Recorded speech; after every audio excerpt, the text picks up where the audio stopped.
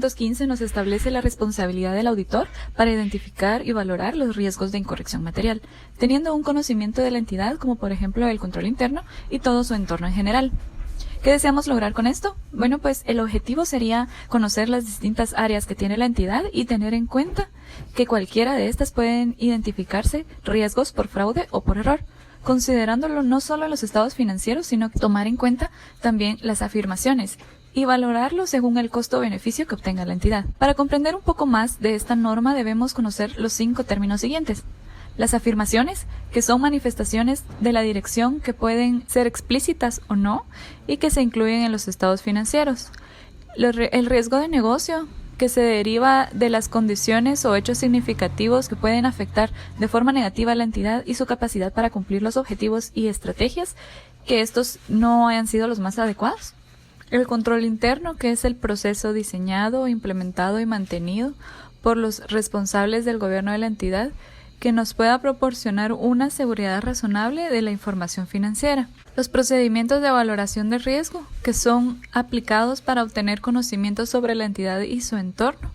Esto para identificar y valorar los riesgos de corrección material. El riesgo significativo, que va a requerir una consideración especial según el juicio del auditor. Como un dato adicional, cabe mencionar que las manifestaciones se entenderán sin perjuicio. Los 4 requerimientos para cumplir con el proceso de la norma son la identificación y valoración de los riesgos de incorrección material en los estados financieros y en las afirmaciones, de saldos contables, de transacciones o de información a revelar. El conocimiento requerido de la entidad y su entorno, incluido su control interno, que son factores relevantes para poder dividirlos por sectores o factores externos también que están incluidos dentro del marco de información financiera que sea aplicable. Los procedimientos de valoración de riesgo y actividades relacionadas para disponer una base para identificar y valorar los riesgos de incorrección material y la documentación que el auditor deberá incluir en la auditoría. Para implementar los procesos de auditoría que se consideran, por ejemplo, las indagaciones, que pueden ayudar al auditor a comprender el entorno en el que se preparan los estados financieros. Por ejemplo, una comunicación recíproca entre los responsables del gobierno de la entidad o indagaciones con los empleados para obtener mayor información y evaluar la aplicación de las políticas que tiene esta empresa. Los procedimientos analíticos para identificar los aspectos de la entidad que el auditor no conocía y para facilitar la valoración de los riesgos, como por ejemplo las razones financieras comparadas entre un periodo u otro y sus variaciones que pueden dar indicio de transacciones inusuales conforme a la tendencia de la entidad. La observación y la inspección que se puede realizar, como por ejemplo inspeccionar los registros y manuales que tenga la entidad y también observar las operaciones que realiza, los locales que tiene o las instalaciones que ella posee. El auditor debe considerar cada factor, como por ejemplo el sectorial. En el sectorial o bien de mercado, el normativo, que nos hace referencia a un marco regulado o bien un régimen fiscal, o factores externos como la economía en general. La valoración de riesgo que posea la entidad, el sistema de información o bien IT, como se le conoce, que nos brinda una seguridad cibernética de la entidad, los procesos de negocio y actividades de control relevantes en los registros contables y el seguimiento que la entidad tenga para cumplir los controles establecidos. Todo esto lo considera el auditor para realizar una estrategia al momento de identificar y valorar los riesgos. Bueno, si ya trazamos nuestra estrategia, con el cumplimiento de estos 4 elementos se complementará una base.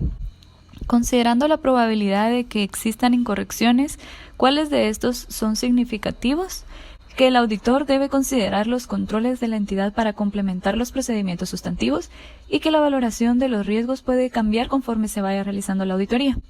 Por último, el auditor debe documentar la discusión que hubo entre el equipo del encargo, los riesgos de incorrección material, así como los elementos claves para los riesgos identificados. Sobre la norma 320, importancia relativa o materialidad en la planificación y ejecución de la auditoría. El alcance de esta norma trata de la responsabilidad que tiene el auditor de aplicar el concepto de importancia relativa en la planificación y ejecución de una auditoría de estados financieros. La importancia relativa en el contexto de una auditoría.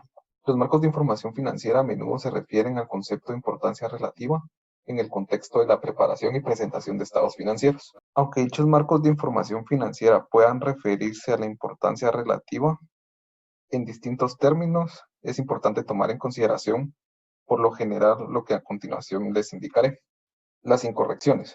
Incluidas las omisiones, se consideran materiales si individualmente o de forma agregada cabe prever razonablemente que influyen en las decisiones económicas de los usuarios.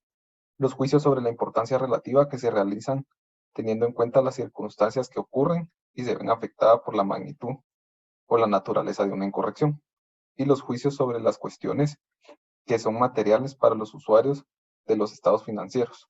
Dichas indicaciones, si están presentes en el marco de información financiera aplicable, proporcionan al auditor un marco de referencia para determinar la importancia relativa a efectos de la auditoría. Es importante indicar que la determinación por el auditor de la importancia relativa viene dada por el ejercicio de su juicio profesional, que los usuarios tienen un conocimiento razonable de la actividad económica y empresarial, que comprenden los estados financieros, son conscientes de las incertidumbres inherentes a la determinación y toman decisiones económicas razonables basándose en la información contenida en los estados financieros.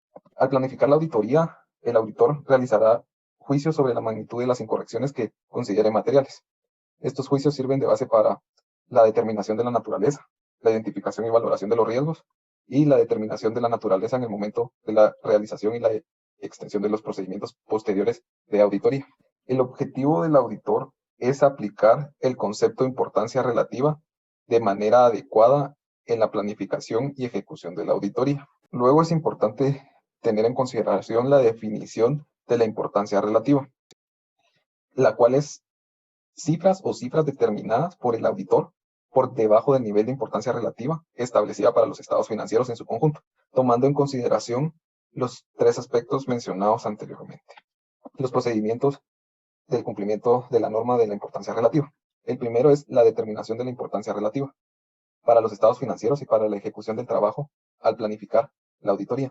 Al establecer las estrategias globales, el auditor determinará la importancia relativa para los estados financieros en su conjunto. Luego tenemos la revisión a medida que la auditoría avanza. El auditor es el encargado de ir revisando la materialidad con el objetivo de cumplir los procedimientos y cubrir los riesgos previamente definidos. Por último, tenemos la documentación.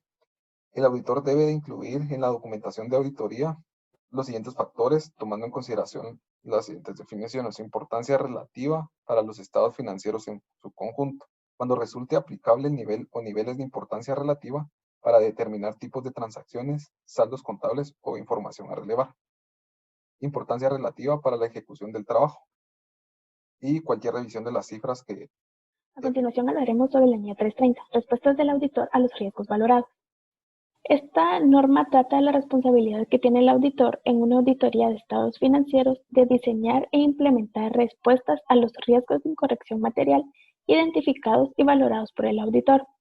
El objetivo del auditor es obtener evidencia de auditoría que sea suficiente y adecuada con respecto a la valoración de dichos riesgos mediante la implementación de respuestas adecuadas. Esta NIA nos establece dos definiciones. Primero tenemos el procedimiento sustantivo, los cuales están diseñados para detectar incorrecciones materiales y estas se pueden aplicar a pruebas de detalle y procedimientos analíticos.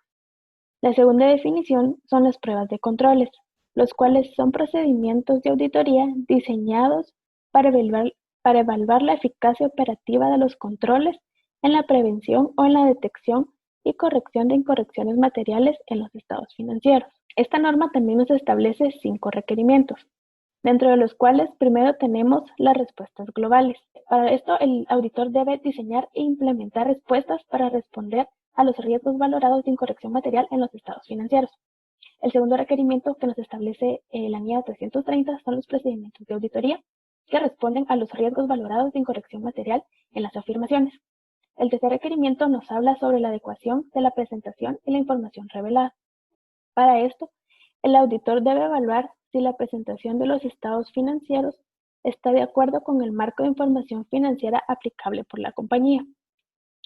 El cuarto requerimiento nos habla sobre la evaluación de la evidencia de auditoría. Y por último, la documentación que se debe cumplir de acuerdo a lo establecido por la NIA 330. Ahora veamos el diseño de los procedimientos de auditoría posteriores.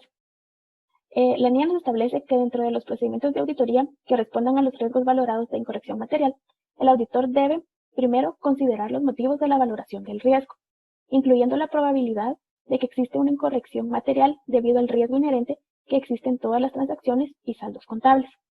También, el auditor deberá evaluar el riesgo de control, para lo cual será necesario que el auditor obtenga evidencia si los controles de la compañía están operando eficazmente. El otro procedimiento de auditoría nos habla a que cuando mayor sea el riesgo de valoración, mayor será la evidencia que el auditor necesite. Es importante que esta evidencia sea fiable y relevante. Mi nombre es Mónica Villagrán y continuaremos detallando los procedimientos de auditoría que nos indica la NIA 330, que son los procedimientos que responden a los riesgos valorados de incorrección material. Nosotros como auditores debemos de diseñar y aplicar procedimientos de auditoría posteriores a la naturaleza, a la realización de la auditoría y la extensión de la misma. Estos deben de estar basados en los riesgos valorados de incorrección material, en las afirmaciones que respondan a estos riesgos que fueron identificados. La norma nos establece que tenemos 6 procedimientos. Número 1, las pruebas de control. Debemos de diseñar como parte de nuestro trabajo este tipo de pruebas con el fin de obtener una evidencia de auditoría suficiente y adecuada sobre la eficacia operativa de los controles de la entidad. 2, la naturaleza y la extensión de un procedimiento de auditoría se refiere a su objeto, es decir, a la prueba de control. Y su tipo puede ser una inspección, una observación, una indagación, un recálculo o un procedimiento analítico. Cabe mencionar que esto es fundamental para responder los riesgos valorados. Número 3, tenemos la utilización de la evidencia de auditoría obtenida de auditorías anteriores, para determinar si es adecuado utilizar esta evidencia obtenida en auditorías anteriores sobre la eficacia operativa de los controles de la entidad, y de ser así, determinar el tiempo que puede transcurrir antes de realizar nuevamente las pruebas de control.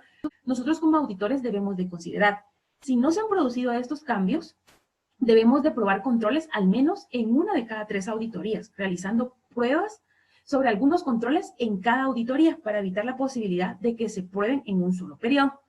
4, momento de realización de la auditoría. Si los procedimientos sustantivos se aplican en una fecha intermedia, nosotros como auditores debemos de cubrir el periodo restante mediante la aplicación de procedimientos sustantivos combinados con pruebas de control para el periodo que resta.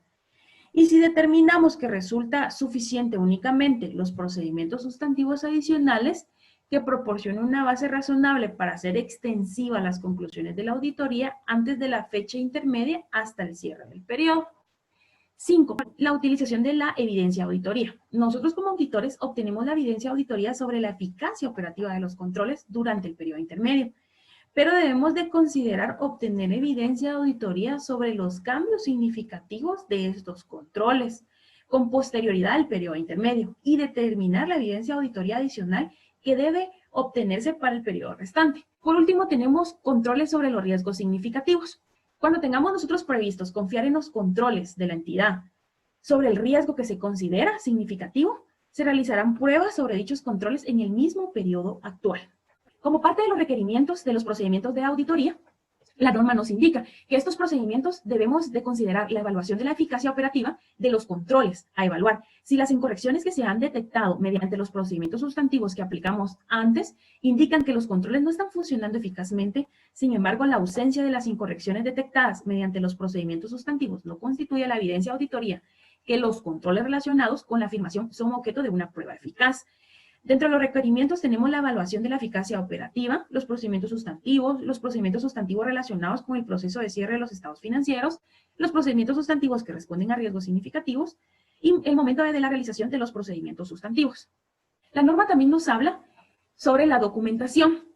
Debemos de incluir en la documentación de auditoría las respuestas globales frente a los riesgos valorados de incorrección material en los estados financieros, la naturaleza de la realización y la extensión de los procedimientos de auditoría posteriores aplicados, la conexión de dichos procedimientos con los riesgos valorados en las afirmaciones, los resultados de procedimientos y la utilización de evidencia de auditoría. Conclusiones. En la NIA 315, el auditor debe obtener una comprensión de la entidad y el entorno suficiente para identificar y valorar los riesgos significativos. En la NIA 320 debemos de determinar la materialidad para los estados financieros, así como el alcance de los procedimientos de evaluación de riesgos para identificar su impacto. Y por último, en la NIA 330 debemos de diseñar los procedimientos adicionales de auditoría que respondan a los riesgos significativos determinados en la NIA 315 y esto incluye la estrategia de auditoría. Muchas gracias por su atención.